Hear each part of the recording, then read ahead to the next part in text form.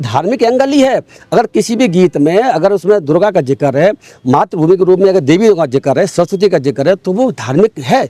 तो धार्मिक बोलने के लिए मजबूर, तो धार्मिक आप अपनी मर्जी से मानिए मत मानिए, वो डिफरेंट एंगल है। लेकिन ना बोलने पर आपको या आपको वहाँ सम्मान में खड़ा होने पर या असेंबली छोड़ के चले जाने पर अपराध होगा, तो इससे हमारी प्रॉब्लम है। सुप्रीम कोर्ट में आपने क्या मांग की है इसको लेकर? हमने सुप्रीम कोर्ट मांग ये किए थे। ये तो ऐसा हुआ है कि 2026 का prevention of national honour act amendment act 2026 का, इसको हमने कहा कि ये अनकॉन्स्टिट्यूशनल, इसको रद्द किया जाए।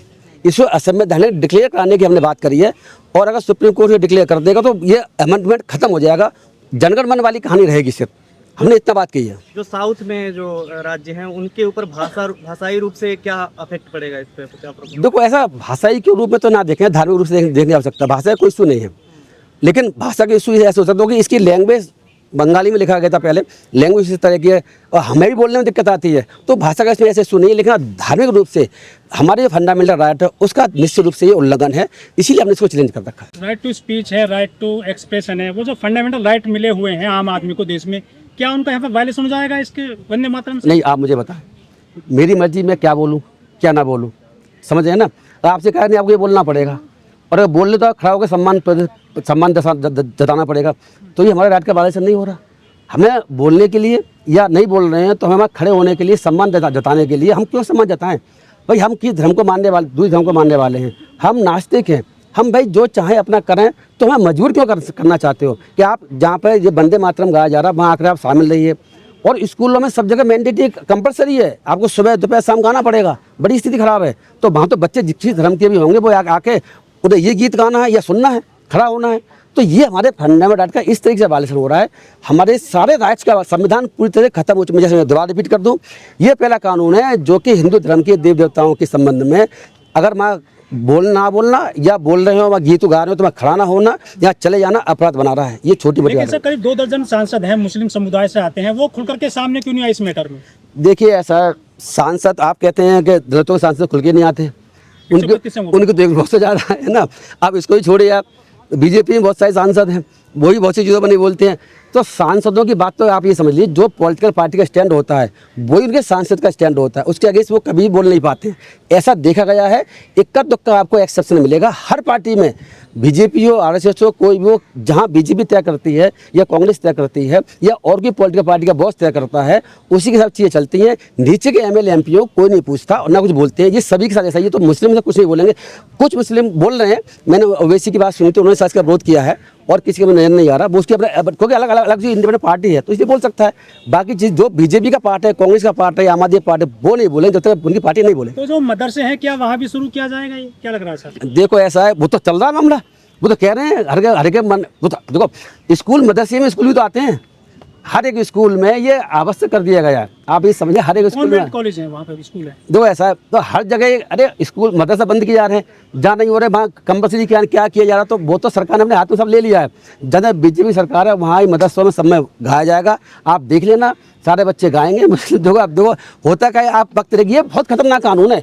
मैं फिर रिपीट कर दूं, इसके बराबर काला कानून देश में आज तक नहीं बना है। एनआरसी सीए वाला कानून इसके सामने कुछ भी नहीं है, जो कानून इतना खतरनाक। धर्म चाहे किसी का कोई भी हो, वो हिंदू देवी देवताओं को नाम को बोलने के लिए मजबूर हो जाए या वो असेंबली में शामिल होना मजबूर हो जाए, वहाँ आदरपूर्वक खड़ा होना मजबूर हो जाए, जिससे वो धीरे करके मजबूर होकर के वो ही हिंदू में कन्वर्ट हो जाए। हिंदू में कन्वर्ट कराने के, जब लोगों को हिंदू धर्म के हिसाब से चलना पड़ेगा और धर्म के हिसाब से चलना नहीं पड़ेगा और नहीं चलेगा तो उसको सज़ा मिलेगी। तो इंसान हो सकता है, बहुत से इंसान देश में ऐसे होंगे, वो क्या करेंगे, भाई क्या कर रहे हैं, हिंदू धर्म में कन्वर्ट हो जाते हैं और धर्म के लोग हैं। तो ये बहुत ही खतरनाक चीज़ है।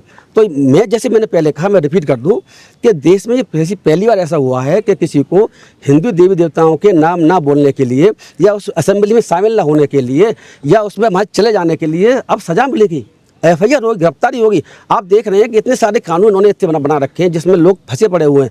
ये कानून वो उसी तरीके का, तो लोगों को अब जो पहले से भी बेचारे परेशान है, दुनिया भर केस, आप लोग बहुत केस झेल रहे हैं, मीडिया वाले केस झेल रहे हैं, इस तरीके से मुस्लिम बहुत केस झेल रहे हैं, जो लोग अपनी स्पीच रख रहे हैं वो केस बहुत से झेल रहे हैं।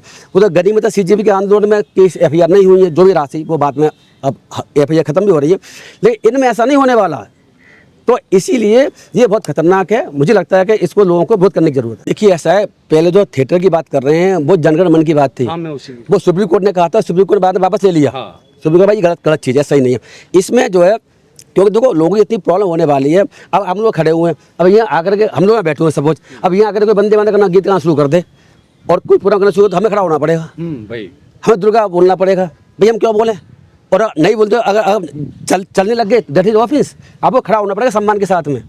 मतलब सम्मान के साथ खड़ा होना आपके, अगर आप बोलते नहीं है कम से कम, ये पहले था, लेकिन मुझे उम्मीद है कि आप इसको लोगों चेंज, ऐसा 1983 के आसपास ऐसा था कि कुछ समुदाय के लोग थे, विजय अपने करके केस था साउथ का, उसमें वो लड़के थे उस कॉलेज में, उन्होंने कहते हमारा धर्म मना करता है कि हम जनगण मन के भी उन्हें आपत्ति थी तो हम खड़े हो जाएंगे लेकिन गाएंगे नहीं।